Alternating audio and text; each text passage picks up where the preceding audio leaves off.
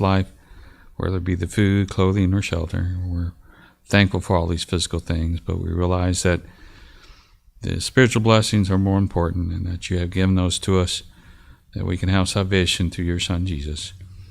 We realize that we're not perfect and that we sin from time to time, and we pray this time that you would forgive us of the sins that we have committed, that we can enter into this period of study free from those things that have plagued us, and we pray, Father, that our minds might be centered upon the things that will be said.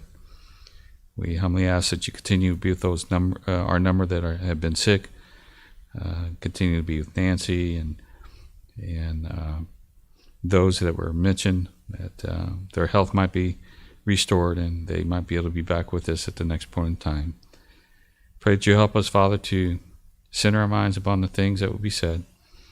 But most importantly, Father, help us to make the proper application in our own lives. And these blessings and favors we humbly ask in the name of your Son, Jesus. Amen.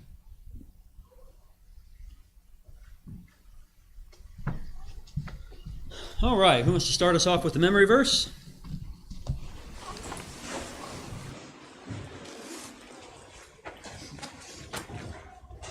Caleb. In those days, there was no king in Israel, and every man did what was right in his own eyes. Judges 17:6. Very good. And I don't remember now. I guess we won't quite get up to that point in the text in our study tonight, but we will be getting pretty close. And we will certainly be seeing that point illustrated throughout tonight's study. Let's pick up where we left off in chapter 14 with verses 15 through 20. Carrie, I think we are... Carrie, I think we're up to you. Okay. And it came about on the fourth day that they said to Samson's wife, "Entice your husband so that he will tell us the riddle, or we will burn you and your family's house with fire. Have you invited us to impoverish us? Is this not so?" Samson's wife wept before him and said, "You only hate me, and you do not love me. You have propounded a riddle of the sons of my people, and have not told it to me."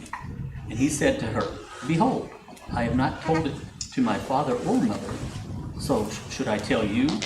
However, she wept before him 7 days while their feast lasted. And on the seventh day he told her, because she pressed him so hard. She then told the riddle to the sons of her people. So the men of the city said to him on the seventh day, before the sun went down, "What is sweeter than honey, and what is stronger than a lion?" And he said to them, "If you have not plowed with my heifer, you would not have found out my riddle." Then the Spirit of the Lord came upon him mightily, and he went down to Ashkelon and killed 30 of them, and took their spoils and gave the changes of clothes to those who told the riddle. And his anger burned, and he went up to his father's house. But Samson's wife was given to his companion, who had been his friend. All right. There's a lot going on here. Number 8, what was threatened if Samson's wife did not divulge the answer to the riddle? She and her household, her father's house, would be burned. Yeah, they're violent people, aren't they? Remember, you've got just after that, Samson's wife is using the fact that it's her people as a lever to try to get Samson to tell her the answer to the riddle. And they don't obviously care a whole lot for her. And they're threatening, and they're giving a credible enough threat that she takes it seriously, that they're going to murder her and her father if she doesn't get this answer. So you can certainly understand she's been put in a very difficult position. But still, yeah, it's not great. Now, why are they willing to go so far over the... I mean, what was it? It was 30 changes of clothing? What's the big deal? Clothing was hard to come by back then. Clothing was very, very expensive. That's a huge part of it. We take so much for granted that we can buy dirt cheap stuff that's good enough, or we can spend as much money as we want on stuff that we really, really like. But it used to be very expensive to get anything. So that's a really big deal, financially speaking. Mallory? Did it have something to do with the power dynamics between the Philistines who are oppressing them and this Israelite? Yeah, so we've got, on the one hand, the expense, and on the other hand, this is, it's like about status more than anything else at the same time, because here's this, he's an Israelite, come on, I mean, we have our boot on these people's neck, and you're going to just let him make fools of us like this? That's not any good. So they've got two powerful reasons to really want to answer this riddle. Number 9, how many days did Samson's wife weep before being told the answer to the riddle? 7 days. 7 days. Yeah, so it's actually kind of confusing in the text. It mentions the 7 days, but the feast is 7 days long, and it's not until the 4th day that she is threatened. So it actually kind of works out to 4 days, but the 7 is mentioned symbolically. Number 10, how many days? Well, I just answered that. The wedding feast lasted 7 days. Given what's going on between Samson and his new bride here, how would you say that this marriage is working out so far? Fletcher, yeah. It's not going well. It's not good. It's not good. Why? What's wrong with it? God's not at the center of it. Okay, well, yeah, you come right to the heart of things.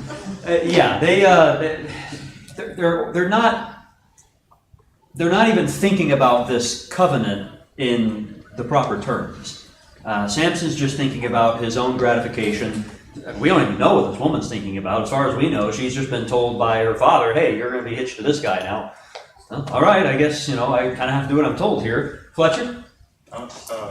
Seems like she's more loyal to her, her people, Philistines, right? She remains more loyal to her people than to her husband. Is willing to, I'm not sure that I can exactly charge her with completely lying here, but it's obvious that she's being deceptive here. And she's not telling Samson the whole truth and trying to get the truth and then tell it to her people. So, yeah, the loyalty on her side is not what it really ought to be. What about Samson's loyalty?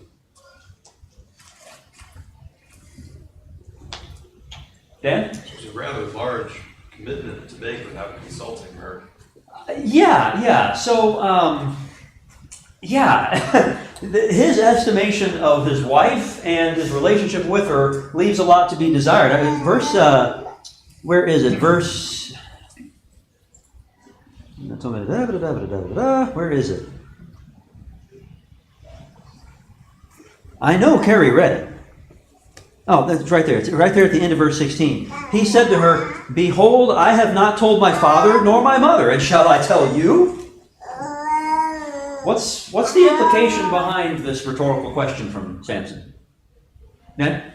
She's high on his list, but she's not even as high as his parents. Yeah, okay. Now, I mean, is that such a bad thing? Is that the way it's supposed to be? No. How do we know? Well, because in Genesis, it says that a man should leave his mother and father and cleave unto his wife, and they two should be one. So it puts the status of the wife above the father and mother. That's right. Although Those father two and mother are are supposed still, to yes. be one. They're not supposed to be keeping secrets from each other. They're not supposed to be working at cross purposes to each other. They're not supposed to be holding back and withholding their trust, putting their loyalty with other parties here. They're married. They're supposed to be one now.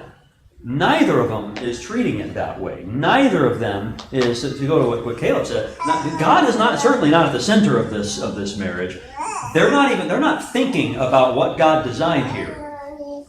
They're off somewhere else mentally and spiritually. Not a good start. And then, of course, you've got the fact that she's manipulating him, which is not great. And then he's caving into her, which is also not great. I mean, if even given their other problems, she shouldn't be resorting to crying before him to manipulate him into doing what she wants, and he shouldn't be giving in to her. If he's going to say that I'm not going to divulge this answer to you, then he ought to stand firm on that. But he can't even do that. Well, and as we find out with tonight's lesson, he doesn't learn his lesson. Yes, yes. Samson's not big on learning lessons, at least early on. I will say that by the end, he finishes well. There's some baggage attached to that as well. Let's move on. Okay. So, how did Samson feel about the successful solving, if we want to call it that, of the riddle?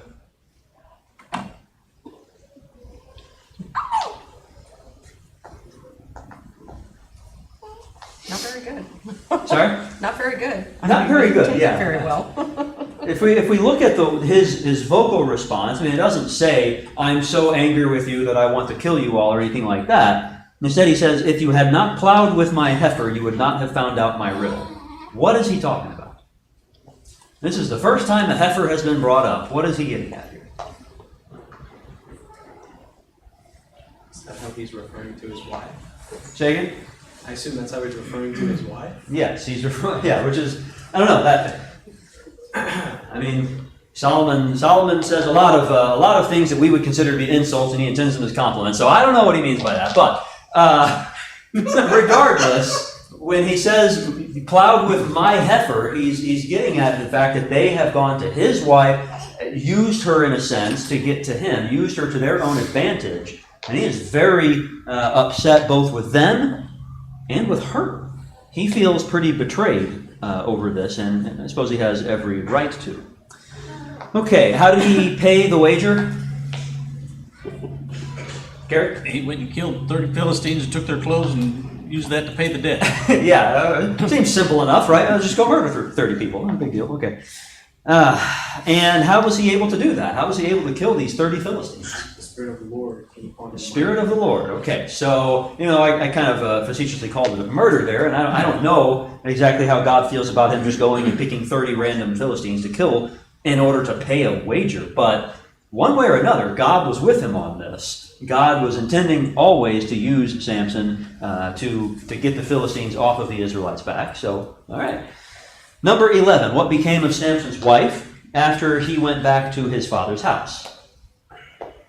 He was given to Give somebody. it to his friend. Yeah, and friend there, it's translated friend in several translations. I think that the ESVs, and there might be another one, probably has it right, that that's sort of a euphemism or a symbol for his best man. That's, yeah. Because these are all, the 30 companions were all Philistines. They're not, as far as we know, he doesn't really know any of them. They're just 30 people, 30 guests for the wedding, 30 witnesses to the wedding from among his wife's people.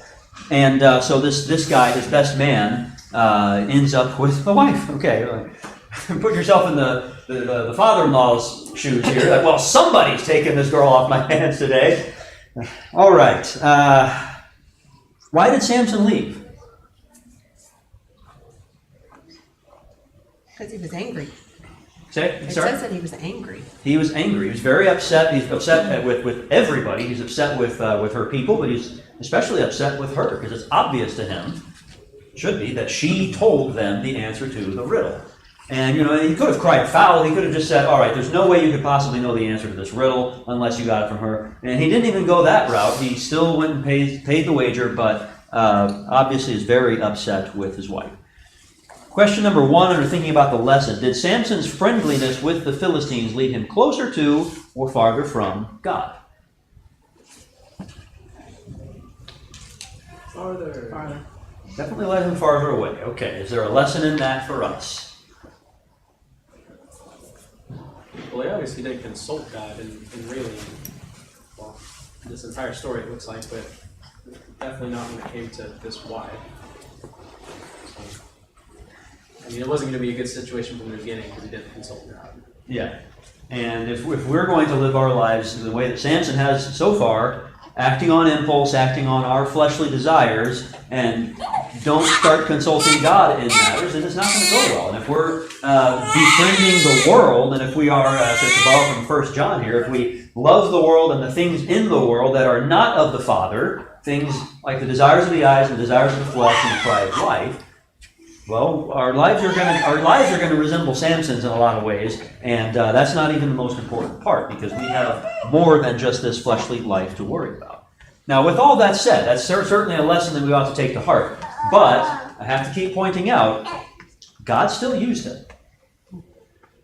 God still used him in all of his flaws, all of the sins that he has committed. He still used Samson. It doesn't mean that he approved of everything that Samson was doing, but he still used him. In fact, remember, he used the prophet Balaam,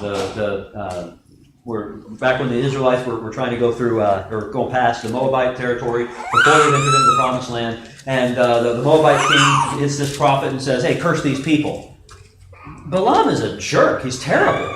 God almost kills him in the course of that story. And then later on we learn that it was on Balaam's advice that the Midianite and Moabite women started going after the Israelite men and getting them to worship idols thereby, and then get God angry at the Israelites in that way. Balaam is a jerk, and yet you read the oracles that Balaam spoke about the Israelites. Those are prophecies.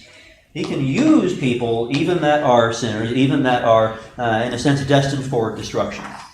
Okay, moving on into lesson 196. And for the first chunk of reading, Caleb, can you take chapter 15, verses 1 through 8, please? Yes. But after a while, in the time of wheat harvest, Samson visited his wife with a young goat and said, I will go into my wife in her room. But her father did not let him enter. Her father said, I really thought that you hated her intensely, so I gave her to your companion. Is not her younger sister more beautiful than she? Please, let her be yours instead.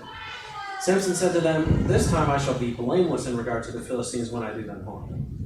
Samson went and caught 300 foxes and took torches and turned the foxes tail to tail and put one torch in the middle between two tails.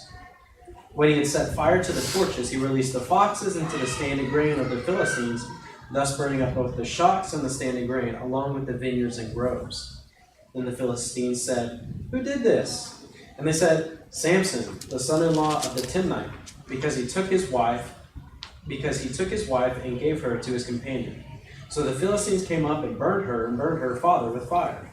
Samson said to them, Since you act like this, I will surely take revenge on you, but after that I will quit. He struck them ruthlessly with a great slaughter, and he went down and lived in the cleft of the rock in a tomb. All right, thank you. Okay, why had the father-in-law given his daughter to somebody else? There was a marriage, wasn't there? That's pretty important. Why did you give her away? He thought that Samson hated her. Yeah, well, and you left. You ran out. What do you expect me to do? You weren't fulfilling your half of the bargain, so what do you expect? Okay. Number one, whom did Samson's father-in-law offer to Samson in her place? The younger sister. I've got another one. She's even prettier. Just take her. It'll be fun. Oh, boy. Okay. Considering that Samson had been so angry with his wife up to this point, why is he so upset now that she's been given to somebody else? I mean, obviously, the father-in-law had concluded he doesn't want her. Why is he so upset now? Probably just feels disrespected.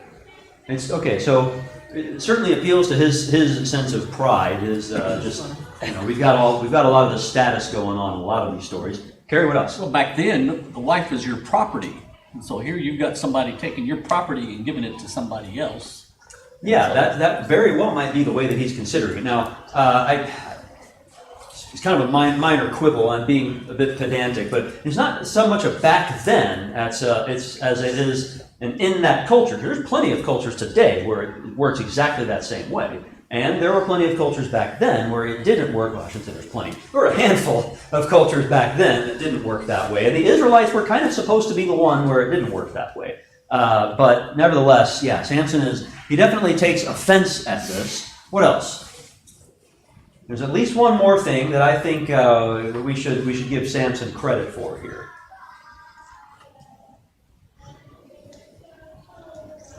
I'm talking about he wanted to reconcile with her? Say it again? Quote unquote reconcile with her? Yeah, I think that's exactly right. I mean, it says he brought, he went to visit his wife with a young goat. Kind of like flowers. Yeah. In our day, it'd be like flowers. Yeah, what would that be? Something like a 12th century BC Palestinian version of flowers, yeah. So the men need to write this down for Valentine's Day next week. Yeah. A young goat. You let me know how that goes. Okay, so he's trying to give her a gift. He's trying to make up and say like, all right. And he's not the one who did something horribly wrong here. I mean, he's got his own problems, but she's the one who was absolutely disloyal to him and extracted the answer from him and then shared it with her people and put him on the spot. He's got a right to be upset here. And after a while, he has decided, all right, well, let's try to get back together. I'll go back to my wife. I'll take her a gift, and hopefully that will take care of things. We can smooth things over, and we can pick up where we left off. And, I guess not. You understand why he is upset. This is more than just lust on his part. He was actually trying to do things right, to an extent here.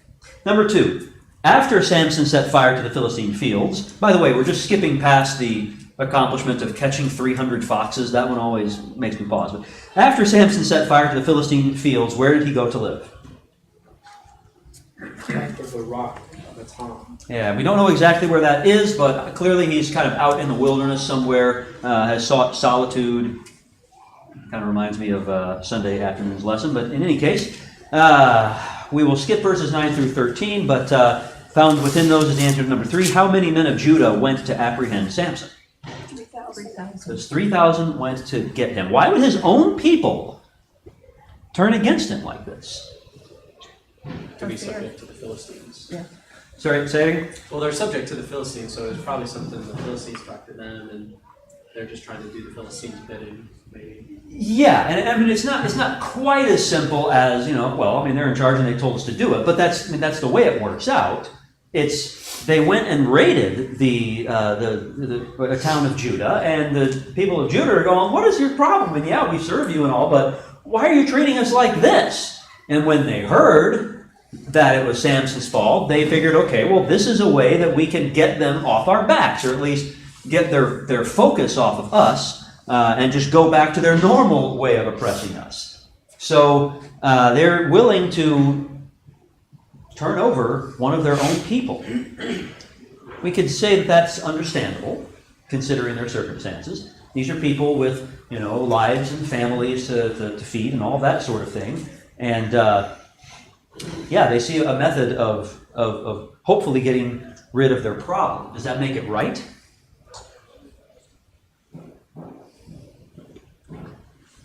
Not really. And it's easy to say that. It's easy to say that from our position in our nice cushioned chairs when it's raining outside and yet we have a roof over our heads. But we need to think about these sorts of situations because you might find yourself in one that's pretty similar before your life is over. And how are you going to handle it? Even though what these people did was understandable, it wasn't right. And we don't want to get into that position ourselves of doing what was understandable, but also an abomination in the sight of God. Sometimes doing the right thing leads to horrible physical consequences, but it's still the right thing to do. Let's keep reading. Mallory, can you take verses 14 through 17? When he came to Lehi, the Philistines came shouting to meet him. Then the Spirit of the Lord rushed upon him, and the ropes that were on his arms became as flax and that has caught fire, and his bonds melted off his hands. And he found a fresh jawbone of a donkey, and he put his hand and took it, and with it he struck 1,000 men. Where am I going to? Through verse 17. And Samson said, with the jawbone of a donkey, heaps upon heaps, with the jawbone of a donkey, I have struck down 1,000 men. As soon as he had finished speaking, he threw away the jawbone out of his hand, and that place was called Ramath-Lehi. Right, thank you. By the way, I just take this opportunity to note, Samson's a bit of a poet. He seems to kind of come up with these little, these tiny little poems sort of on the fly relatively often.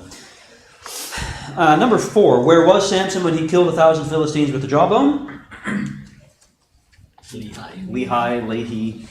And what was the result of Samson doing this for those treacherous jerks from Judah who tied him up and turned him over to the Philistines?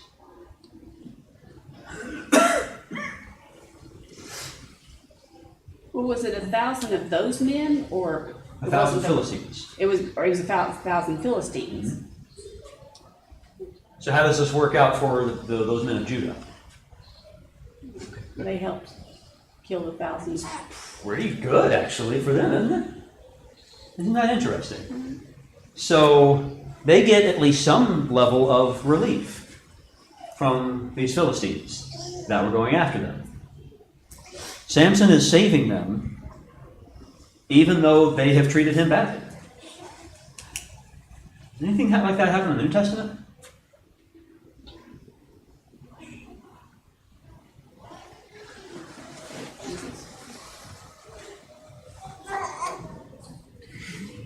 Isn't that exactly what Jesus has done for us? Even the people, even those who were actively involved in arresting him and condemning him to death and nailing him up on a cross to die. He went through all of that so that even those people could be saved. Samson actually is sort of a type of Christ in this instance. There's not very many episodes in Samson's life where we can quite say that, but this would be one. We won't read verses 18 through 20, but verse number 5 comes out of that. How long did Samson judge Israel? 20 years. 20 years. 20 years. Okay, let's pick up in chapter 16. Dan, could you read chapter 16, verses 1 through 3? Now Samson went to Gaza and saw a harlot there and went in. When it was told to the Gazites, saying, Samson has come here, they surrounded the place and lay in wait for him all night at the gate of the city. They kept silent all night, saying, Let us wait until the morning light, then we will kill him. But Samson lay until midnight, and at midnight he arose and took hold of the doors of the city gate and the 2 posts, and pulled them up along with the bars, and he put them on his shoulders and carried them up to the top of the mountain, which is opposite Hebron. Right, thank you. Is Samson's behavior here defensible?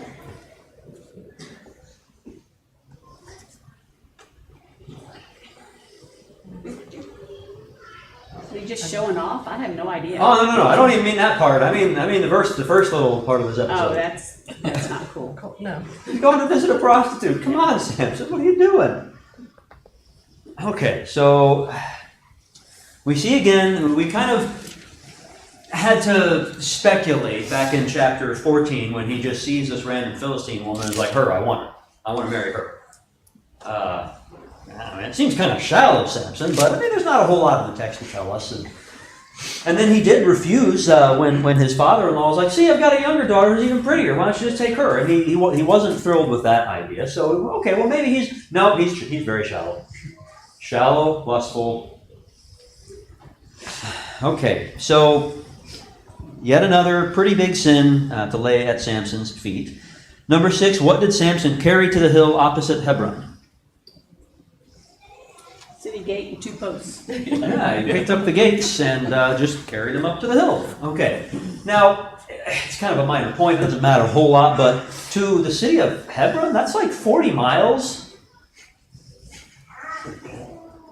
So that's a long way to carry.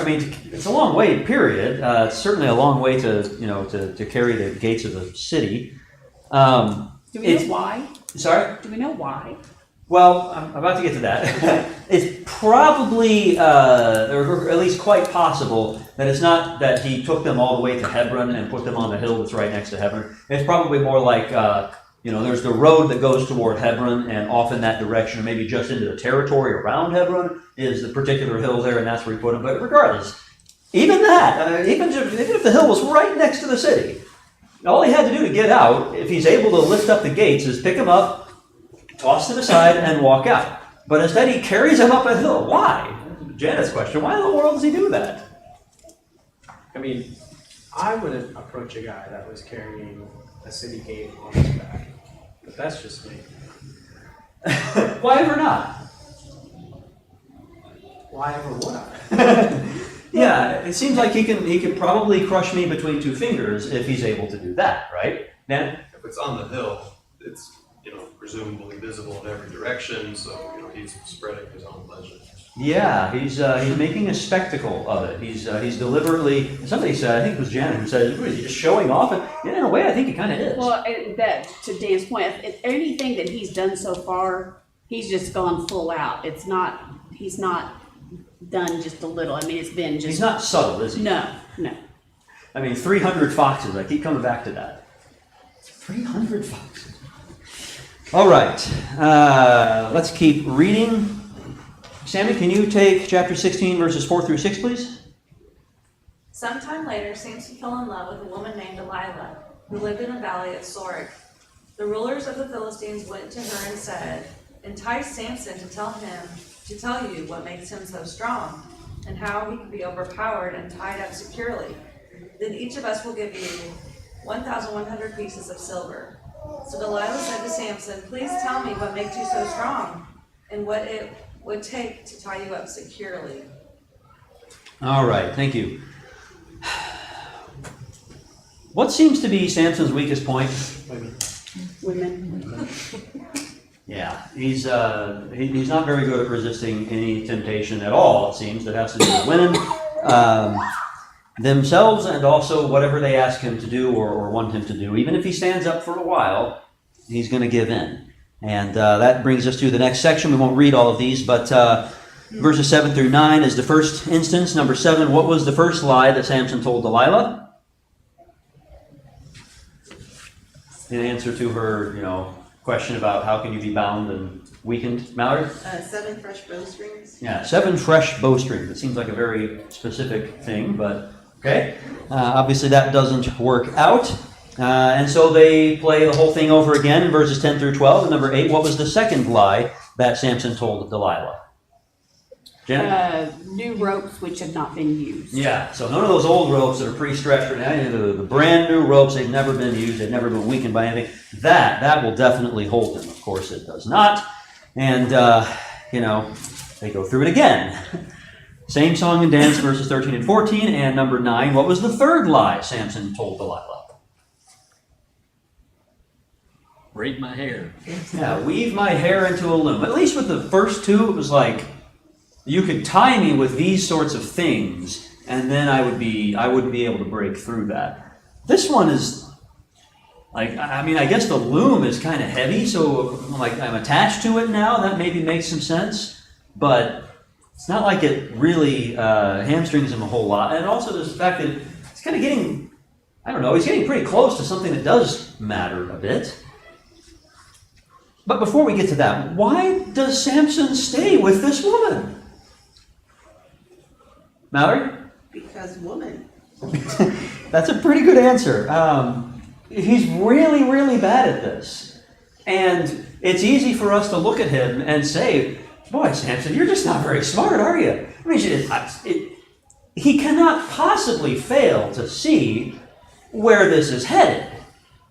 I mean, how many times does she have to wake you up and say, "The Philistines are upon you," after having done the thing that you just told her would take your strength away, before you realize, you know what, I'm not sure she has my best interests at heart. So it's really easy for us to point that out. And yet, how many of us have not seen somebody do just as dumb a thing as this in a relationship?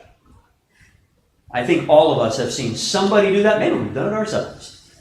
We've all seen somebody do it. Mallory's name was up first. Well, I think also it's just his arrogance that Yes. no matter what I'm going to do, I'm going to be able to get out of this. It's just arrogance is blinding. Because at the same time as he is demonstrating over and over and over that she is going to sell him down the river, so to speak, he's also demonstrating that he can handle whatever they can dish out. And he's kind of high on his own supply, isn't he? Caleb? What's the timeline here like? Are these back to back to back, the same night, or We don't know. There's not really anything. I will say there's one thing that. So if you go back, I know the last time it says she has the Philistines come back. Or Right. It says there's been some time passed. Yeah. And I think that's probably the case. But at the same time, chapter 15, verse 20, he judged Israel in the days of the Philistines 20 years. And then there's a whole nother chapter after that. Now that 20 years, that doesn't necessarily have to be that it has been 20 years and then Samson went to Gaza. But that's the natural way to read it. Now there are examples in the Bible and in the book of Judges where it doesn't work like that, but usually it does. And then if we go to the end of chapter 16, verse 31, he had judged Israel 20 years. So the most natural reading at this would be that at the most, this whole episode with Delilah seems to take 6 months or less, which is still not that bright, is he? Okay. So, yeah, let's keep reading. Kevin, can you take verses 15 through 17? Then Delilah pouted, "How can you tell me I love you when you don't share your secrets with me? You've made fun of me 3 times now, and you still haven't told me what makes you so strong." She tormented him with her nagging day after day until he was sick to death of it. Finally, Samson shared his secret with her. "My hair has never been cut," he confessed, "for I was dedicated to God as the Nazarite from birth. If my head were shaved, my strength would leave me, and I would become as weak as anyone else." All right, thank you. I just want to point out real quick that this woman is whining at him and saying, "You obviously don't love me because you keep lying to me, and I know you're lying to me because I keep trying to bind you and let the Philistines kill you, and you won't let it happen." She's upset with him and she says, "You obviously don't love me." I don't think you love him, do you? And yet he falls for it. Yet he just doesn't seem to care a whole lot. But at least the first 3 times he lied. At least he had the good sense to not tell her the truth. Why does he finally tell her about the hair? He was annoyed to death. Okay, and that should not be discounted. He is extremely annoyed. He is vexed. How does it say? He was vexed to death. I don't remember what Kevin's version said, but it was another paraphrase of that. That was, they got a smirk out of me. Okay, I'm sorry, Mallory. Well, 2 things. So the arrogance. Yes. I can tell you the truth, and it's still because I am, dedicated to God. I'm still going to be able to do this, which leads to my question: hasn't he broken other Nazirite vows up to this? I have to believe he. Which ones? What other parts of the Nazirite vow has he not kept meticulously ever since his birth, Mallory? I would say almost like all of them. Yeah, there's not really a whole lot left of that vow, is there? So I can see, if I'm going to be, his defense lawyer, that I can get why he's yeah, cut my hair. I've already broken all these other rules, so why would this one also be any different? And I think that is the right read. In verse 20, after it has been done, she said, "The Philistines are upon you, Samson." And he awoke from his sleep and said, "I will go out as at other times and shake myself free." He still doesn't buy it. He still doesn't think that it's going to matter. That's how deluded this guy has become. That's how enamored he is of his own power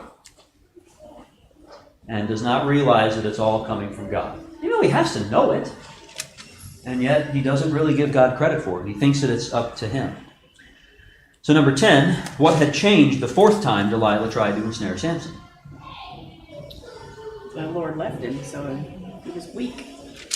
So when he goes out to shake himself free, he can't do anything about it because it was never actually him. Okay, let's keep reading. Andrew, can you take verses 23 through 27? Now the lords of the Philistines gathered together to offer a great sacrifice to Dagon their god and to rejoice. And they said, "Our God has delivered into our hands Samson our enemy." When the people saw him, they praised their God, for they said, "Our God has delivered into our hands our enemy, destroyed our land, and the one who multiplied our dead." So it happened when their hearts were merry that they said, "Call for Samson that he may perform for us." So they called for Samson from the prison, and he performed for them. And they stationed him between the pillars. Then Samson said to the lad who led him by the hand, "Let me feel the pillars which support the temple so that I can lean on them." Now the temple was full of men and women. All the lords of the Philistines were there, about 3,000 men and women, on the roof watching while Samson performed. Then Samson called to the Lord and said, "O Lord God, please remember me, and please strengthen me only this once, O God, that I may be avenged on the Philistines for my 2 eyes." And Samson grasped the 2 middle pillars on which the house rested, and he leaned his weight against them, his right hand on the one and his left hand on the other. And Samson said, "Let me die with the Philistines." Then he bowed with all his strength, and the house fell upon the lords and upon all the people who were in it. So the dead whom he killed at his death were more than those whom he had killed during his life. Then his brothers and all his family came down and took him and brought him up and buried him between Zorah and Eshtaol in the tomb of Manoah his father. He had judged Israel 20 years. Number 11. Who was the god of the Philistines? Dagon. Yeah.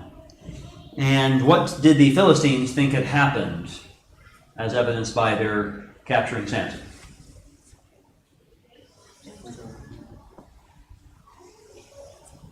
Their God gave them Samson. Say it again? Their God gave them Samson. Yeah, that's basically what it comes down to. Our God is powerful enough, he's more powerful than Samson. We don't read this in the text, but he might be going as far as saying our God has beaten his God, and therefore we have captured him, but they don't, like I said, they don't actually go quite that far in the text.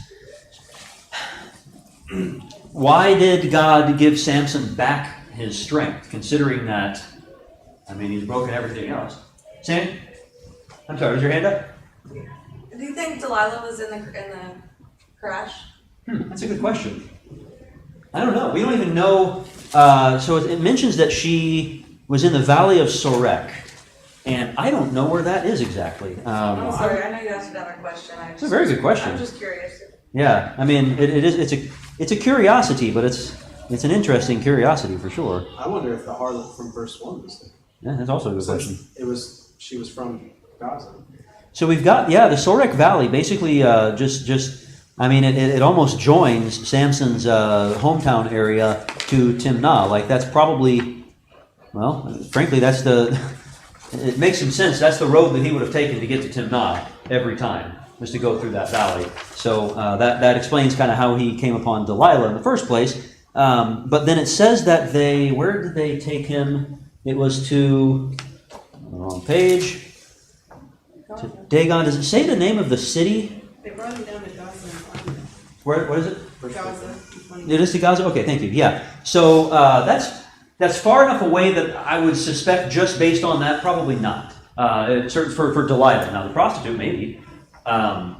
Given we think of 3,000 as being a rather small town. That's a pretty big town in that time in that part of the world.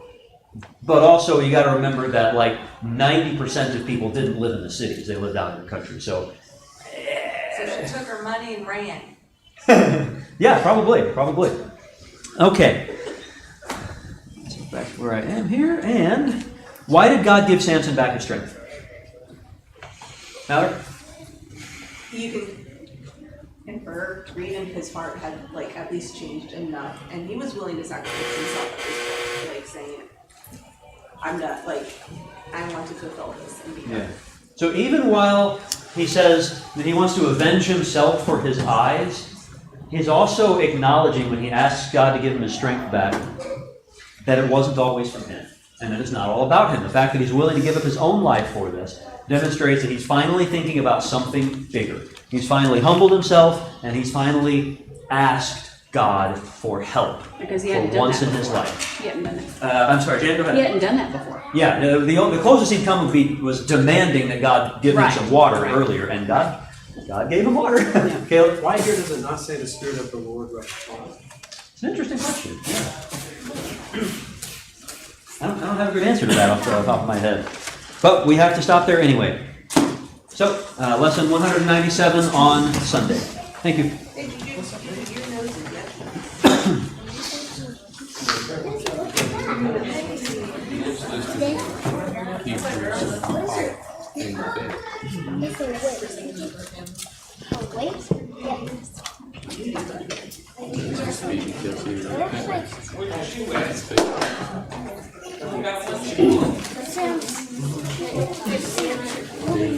Stop pushing it. It goes down.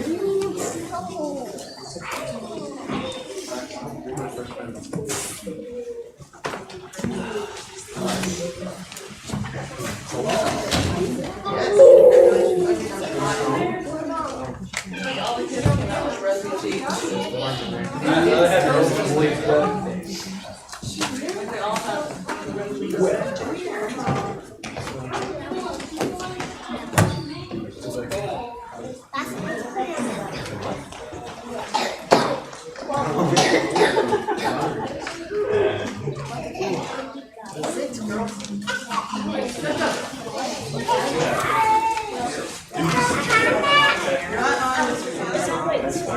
I don't know, his mother was putting paper while he was down there. I'm glad you said that, not the invitation. Judah.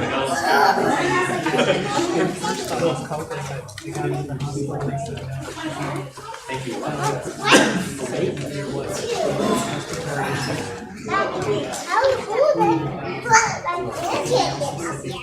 You got a first surgery? I don't know what's going on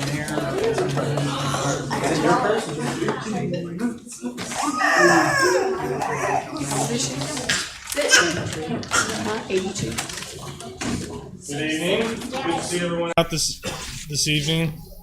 If you want to mark your song books for the invitation, it's going to be 8:18. Before Dan gives us the invitation here, we'll sing 774. Beyond this land of parting, losing and leaving, far beyond the lost earth's darkeningness, and far beyond the taking and love your reading, lies the summer land of bliss. Land beyond, so fair and bright. Land beyond, where is the light. Summer, and God is its light. Oh, happy summer land of bliss. Beyond this land of toiling, sowing and reaping, far beyond the shadows, darkening this, and far beyond the sighing, moaning and weeping, lies the summer land of bliss. Land beyond, so fair and bright. Land beyond, where is the night. Summer, and that is its light. Oh, happy summer land of bliss. Beyond this land of waiting, seeking and sighing, far beyond the sorrow, darkening this, and far beyond the pain and sickness and dying, lies the summer land of bliss. Land beyond, so fair and bright. Land beyond, where is the light. Summer, and God is its light. Oh, happy summer land of bliss.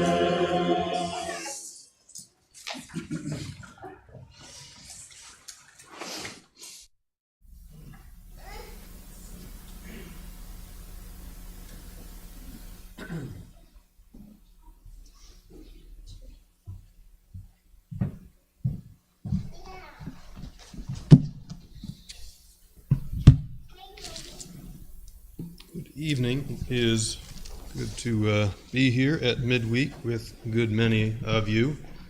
As is usually the case, we have a decent number online with us tonight as well. Sometimes when you're working on an invitation, right, it's a pretty simple idea, or it's just a few verses that somebody wants to share some thoughts on. Other times you're getting something that is closer to like a full sermon, then you're trying to strip it all the way down to just like the most basic essential ideas within it. This is the latter. This idea was at least in part sparked by the men's studies that Jeremy has been organizing on Saturday mornings. We have been, we've met twice. I was there for one of them, but they've been covering Genesis here for those two classes so far. So go ahead and turn to Genesis 1. We're going to read a few verses out of there momentarily. While you are flipping there, I will ask a different question. Why did Jesus choose fishermen? Um, why not farmers or bakers? Why not day laborers or soldiers? Why did Jesus specifically choose fishermen for the first disciples that he would call out? The book of Luke shows in great detail, right, this ongoing concern that Jesus has for what we could broadly describe as common people, right? People who are disadvantaged, people who are living ordinary lives, people who have not been materially or socially blessed in the ways that many people were expecting God would be gravitating toward. So again, why did he choose fishermen for his first disciples specifically? The first few verses in Genesis paint a picture that is a little bit hard to comprehend. In the beginning, God created the heavens and the earth. The earth was formless and void, and darkness was over the surface of the deep. The Spirit of God was moving over the surface of the waters. Then God said, "Let there be light," and there was light. God saw that the light was good, and God separated the light from the darkness. Exactly what things looked like previous to the light is hard to imagine. We're separating things in a way that doesn't conventionally make a whole lot of sense to us, and more so for God to be hovering over the surface of something that also then needed to be separated. But what we can see there for sure, right, is that these waters existed before dry land, which is in verse 9. We didn't even read that far. And even before light that was introduced in verse 4. So you could say that these first few days of creation, they are as much about separating and organizing as they are about creation in and of itself. That God is drawing forth this creation from an initial watery sort of chaos. Thematically, that's consistent, right? You skip forward to Genesis 7 and 8, we see Noah there. The earth is covered in wickedness and chaos. God calls forth water as an instrument of death for his cleansing that he is going to do. He offers a way of salvation specifically for Noah and his family, that they might be spared from it. You skip forward again to Exodus 2. If Noah had the ark, right, baby Moses was in his basket. That baby and basket are put in the Nile River. That river conventionally should have been the end of Moses, but a way of salvation made for him there in that that basket floats along. He is able to be discovered by Pharaoh's daughter, given a new lease on life. Of course, Moses, whose name roughly translates as drawn out, right? He's going to eventually draw Israel out of Egypt. Water appears as death again, Israel being trapped against the banks of the Red Sea with the Egyptian army approaching. God offers salvation in the form of safe passage across that seabed, uses that same sea a short while later to deal with the Egyptians themselves. We could keep going, right? Nation of Israel having issues in getting across the Jordan without God's miraculous intervention. Disobedient Jonah being cast into the water, right? Numerous examples where we see water being used in this same way, right? It's a pattern, right? Water looks like sure death. God offers some way of salvation in spite of those circumstances. That pattern, we could say, is perfected in a baptism into Christ, right? The important distinction here is that for you and I, talking about baptism now, there's no ark, there's no basket, right? There's no mechanism, tools that we need. In this case, right, we are being submerged into those baptismal waters, right, to show our death, putting that old man to death, rise with Christ. God pulled forth that creation that we talked about in Genesis. So too are we being drawn forth as new creatures in Christ. Hold on to that thought. Go back to the original question. Do you remember it? Right, why did Jesus choose fishermen? Matthew 4:18 through 22, Jesus calls out Simon Peter, Andrew, James, and John. I want to read just a little bit from that. Again, Matthew 4, I'll read verse 19 there. the very famous phrase. And he said to them, "Follow me, and I will make you fishers of men." It's not just a convenient, nifty phrase, right? He's not inviting them to a place of comfort or safety, right? If they are fishermen, as we found them, they had already been hauling in their boats, right? They need to be out on that rough, chaotic water. The disciples are being invited to draw forth a new creation, right? God drew forth new creation back in Genesis, right? He pulled it from those formless depths of the primal earth, right? The very beginnings, right? So he's now inviting these four guys. Join him in drawing forth another creation in the chaos of the world. He calls them to be fishers of men, right? Man is going to draw a fish out of the sea into the boat. These disciples are supposed to be drawing souls out of chaos of the world and into his church. There are a couple of conclusions to quickly draw here. One is the necessity of baptism, right? Again, this idea that, baptism, right? The water which had been the instrument of death is now itself being used as the tool of salvation, right? It's being perfected in that way. 2 Corinthians 5:17 says that baptism in Christ makes a new creation, right? One is born of God, right? The following verses talk about the necessity of that for reconciliation to God. Second conclusion then, if you've already done that, you're in the church, you are then supposed to be engaging with the rest of the world, which is still chaotic, right? Engaging for the purpose, drawing souls out of it and into the church, the fishing that we had been talking about. So if you're not doing that, or not doing that enough, or you think you're missing some opportunities, this is as good a time as any to think a little bit about why. What distractions have you allowed into your life? What impediments, what things are slowing you down or are stopping you, right? Maybe you just need some renewed vigor, something we can pray with and for you in that regard. Maybe you are ensnared in some way. You need to make changes. We are here to help with that too. If we were all on a boat together and I fell into the water, I have no doubt that everybody here would be involved immediately and very directly in trying to help me get back into it, right? Get out of the chaotic water and back into the safety of the boat. So let's all have that same confidence with each other, right? That if we have some other issue that we need help with, that we have something that we need to root out, that we will be immediate and focused in trying to help each other in that regard as well. Please consider these things as we all stand and as we sing. I am resolved no longer to linger, charmed by the world's delight. Things that are higher, things that are nobler, these have allured my sight.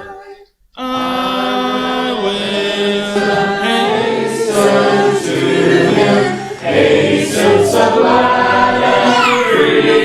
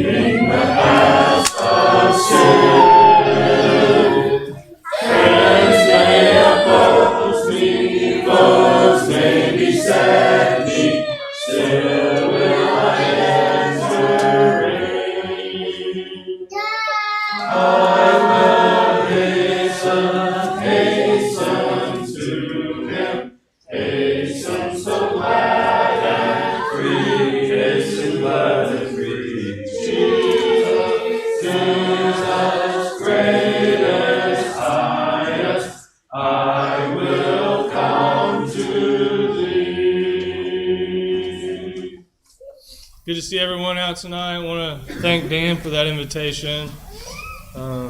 Think about those things as we go throughout this week. And let's keep those that are sick, keep them in our prayers. Thankful for Jeremy's mom getting better, and all those that are getting better.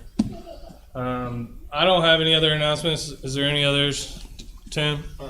Ellen said that while Mark was down in Tennessee, he had to take his mom to the hospital unexpectedly. So there's some things that they're trying to address with her health to figure out what's going on with her, and also let's be praying for her and Mark while he's down there. And then for the email that I sent out about the lessons that people would like to hear from the speaker who'll be coming. Anybody who hasn't answered, go ahead and send me those, and I'll accumulate those, and we'll see what's top on the list for people that want to hear, and we'll pass those on to him and start getting that nailed down. Okay. So yeah, topics, get with Tim, and then be thinking about Mark's mom and him, of course. Any others? If not, Fletcher was down for our closing prayer.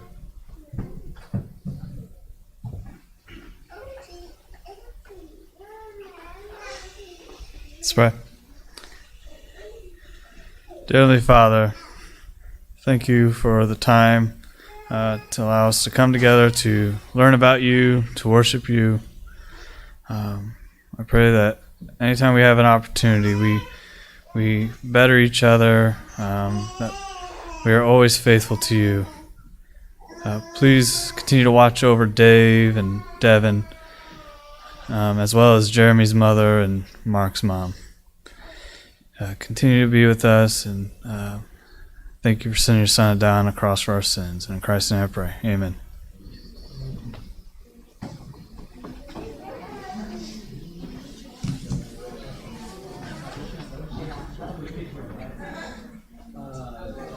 They don't like